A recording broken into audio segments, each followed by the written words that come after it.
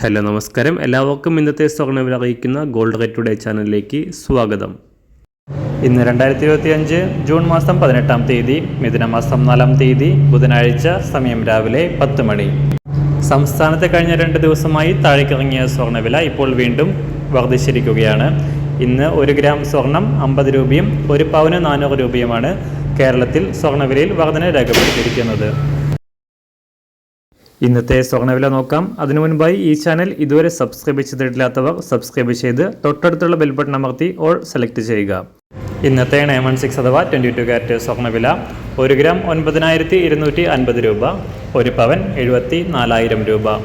സംസ്ഥാനത്ത് നിന്ന് രാവിലെ 24 കാരറ്റ് സ്വർണ്ണവില 1 ഗ്രാം 10,090 രൂപ, 1 പവൻ 80,727 രൂപ.